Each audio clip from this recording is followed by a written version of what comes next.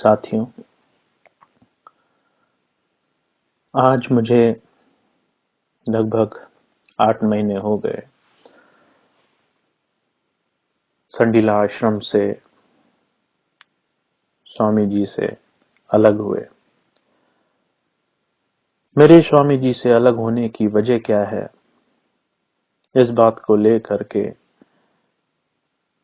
बहुत सारी अलग अलग बातें आज तक आप सबके बीच में रही हैं। आज मैं अपने 8 महीने के जद्दोजहद, विचार विमर्श, मंथन के बाद शायद ये जरूरी मानता हूं कि मैं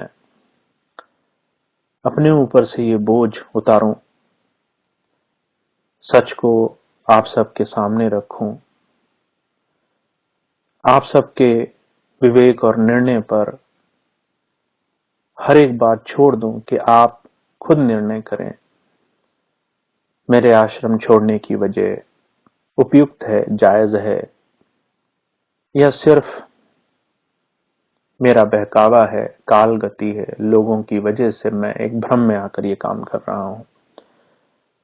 मैं मानता हूं मैंने अपने जीवन में 32 वर्षों में बचपन से लेकर के आज तक जो देखा, जो अनुभव किया, जिन बातों का मैंने खुद अपने जीवन में बड़े अजीबोगरीब ढंग से आज अनुभव पाया है, वो सारी बातें मेरे इस निर्णय के पीछे सार हैं। मेरे इस निर्णय के पीछे किसी व्यक्ति का, किसी समुदाय का, या फिर काल, महाकाल, ऐसी चीजों का कोई हाथ नहीं हो सकता। यह मेरा स्वतंत्र निर्णय है और मेरे अपने ज्ञान, समझ, अपने आप आंखों देखी घटनाओं के बाद किया हुआ निर्णय है। मेरे आश्रम छोड़ने की कुछ वजह मैंने पत्रों के माध्यम से स्वामी जी के सामने रखी थी। कुछ नैतिक वजह हैं, कुछ अनैतिक वजह हैं जो सिर्फ मैं ही जानता हूं, और आज मैं उनको आपके सामने रखूंगा। उन पत्रों में ध्यान, भजन, अनुभव संबंधी मेरी अशांति और असंतोष की जो भावना थी, उसको आपने पढ़ा। अफसोस इस बात का है कि उन पत्रों पर अलग अलग तरीके से जो चिंतन मनन किया गया, जो अलग अलग तरीके से उसे समझाया गया, उससे पत्रों का साधारण अर्थ खो जाता है। मैं फिर से आपके सामने बोल देता हूं, अपने जीवन के आध्यात्म में उत्तराधिकारी के रूप में जो 12 वर्ष मैंने गुजारे, उसमें मेरा कोई भी निजी अनुभव नहीं है। मैंने परमात्मा को नहीं पाया है। मैंने ध्यान साधना में एक लेश मात्र का भी अनुभव नहीं किया है। ज्योति का, नाद का अनुभव मुझे नहीं हुआ है। इस विषय पर मैंने स्वामी जी से लगातार 12 वर्ष तक प्रार्थना की है। स्वामी जी ने व्यवहारिकता से जुड़े, आश्रम के मुद्दों से जुड़े, दूसरों की अच्छाई बुराई से जुड़े हुए सैकड़ों मुद्दों का चिंतन मनन मेरे साथ किया है, पर हमेशा इस आध्यात्मिकता के मुद्दे को टाल करके हमेशा उसे पीछे छोड़ा है।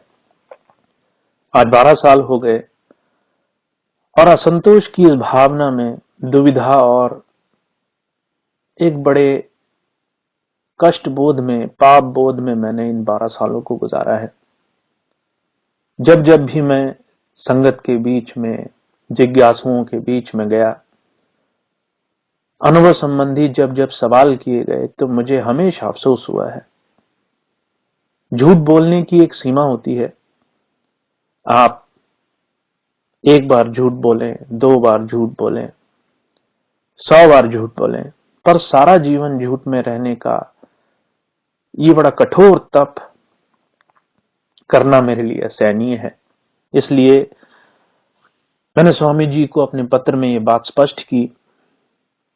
वो ये बात जानते थे शुरू से कि बिना अनुभव के ये काम नहीं हो सकता। उसके बावजूद उन्होंने इस काम के लिए मुझे हमेशा आगे किया। मेरे लिए बिना अनुभव, बिना ज्ञान ये काम करना संभव नहीं है। ये पत्र आप सब लोगों ने पढ़ा। अब इसके क्या अर्थ आपको समझाए गए, क्या मतलब समझाए गए, वो आप जाने, पर मेरे लिए ये बात शब्दशः ऐसे ही सही है जैसे मैंने लिखी है। मैं कुछ और बातों को आपके सामने रखूंगा, पर उससे पहले एक बात और बता दूं कि आश्रम छोड़ने की मेरी नैतिक वजह में सिर्फ एकमात्र नैतिक वजह नहीं है। अनैतिक वजह तो बहुत है, पर नैतिक वजह में ये सिर्फ एकमात्र कारण है। मैंने इस अपने आत्म अनुभव से जुड़े असंतोष की भावना में जुड़े हुए इस पत्र के साथ एक और पत्र स्वामी जी को लिखा था। आश्रम में हो रही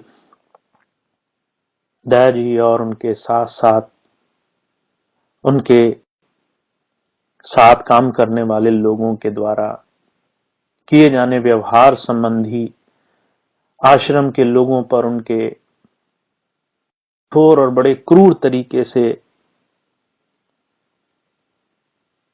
सारी व्यवस्था चलाने संबंधी अपनी भावना को लेकर मैंने जो बात कही, मुझे अफसोस है कि वो पत्र आपके सामने नहीं आया। मेरे आश्रम जाने की वजह जो आपको दी गई, उसमें पहले से ही चीजों को छुपा करके आपके सामने रखा गया। सच्चाई ने पहले से ही झूठ का जामा पहन रखा था, इसलिए मुझे इस बात में ज्यादा हैरत नहीं होती।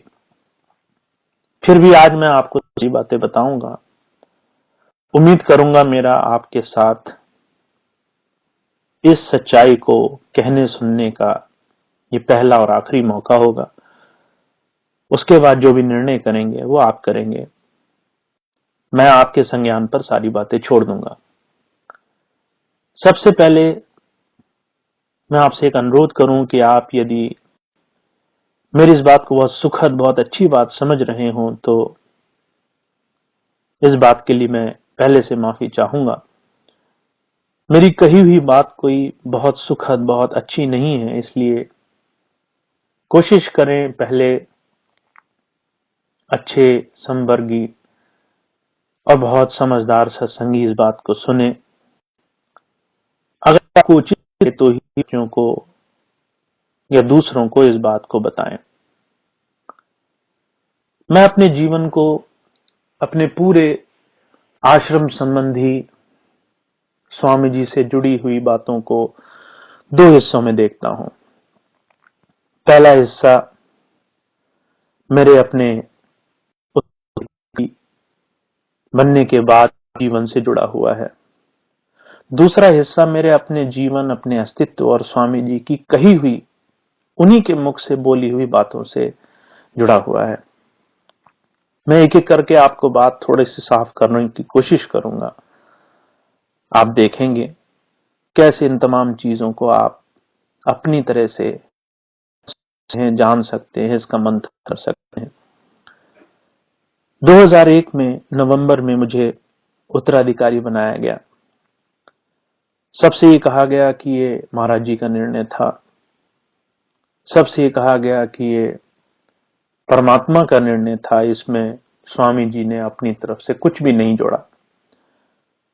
मैं जी कहता हूं, मेरे उत्तराधिकारी होने का जो रूपरेखा थी, जो उसका सारा प्लानिंग, उसकी जो सारी सोच थी, वो 1980 से मेरे जन्म से की गई थी। उसके बावजूद भी कुछ फेरबदल आए और 2001 नवंबर से कम 5 दिन पहले मुझसे और मेरी माताजी से स्वामी जी ने इस संबंध में बात की। कुछ और सत्संगी ऐसे हैं जो आज मेरी समझ में हैं, जिनको 2-2 साल पहले स्वामी जी ने बात कही कि कौन उत्तराधिकारी बनेगा। तो ये कहना कि किसी को इस बात की खबर नहीं थी, जानकारी नहीं थी, ये परमात्मा का निर्णय है, आज मैं इस बात को नहीं मानता। ये सब सोची समझी व्यवस्था के तहत हुआ। मुझे इस तरीके से बनाया गया ताकि मैं स्वामी जी और दया के अनुरूप काम करूं। मुझे इसमें जानी नहीं, आज्ञा में रहना और उसकी आज्ञा में रहकर अगर परमार्थ का, अध्यात्म का कोई काम प्रभु इच्छा में हो रहा है तो इससे बड़ा सौभाग्य है। पर अफसोस इस बात का है कि पूरा जीवन इस तरीके से नहीं गुजर पाया, इस तरीके से नहीं जुड़ा जिस तरीके से मैं सोचता था। जब मुझे उत्तराधिकारी बनाया गया, लोगों के सामने उनके जीवन का भार सौंपा गया, तो उस वक्त मेरा अपना कोई भी निजी अनुभव नहीं था। निजी अनुभव कहना तो बहुत दूर की बात है, आध्यात्म की ज्यादा समझ भी मुझे नहीं थी। 1-2 साल मुझे लगे धीरे धीरे जा करके कुछ महापुरुषों की पुस्तकों का अध्ययन करके ये बात समझने में कि आध्यात्म प्रभु भक्ति का ये रास्ता असलियत में किस तरफ और किस समझ को, किस सोच को सारी दुनिया के सामने रखता है। 2003 तक मैं कुछ इस बात में समझ पाया कि आध्यात्म में स्वामी जी की सोच, स्वामी जी की समझ क्या कहती है। हिंदुस्तान में और विदेश में दोनों जगह धीरे धीरे 2003 तक मुझे थोड़ा सा आत्मविश्वास हुआ कि मैं इस चीज को अच्छी तरीके से कम बोल करके सबके सामने रख पाऊंगा। 2003 में अगस्त में मेरी माताजी का शरीर पूरा हुआ।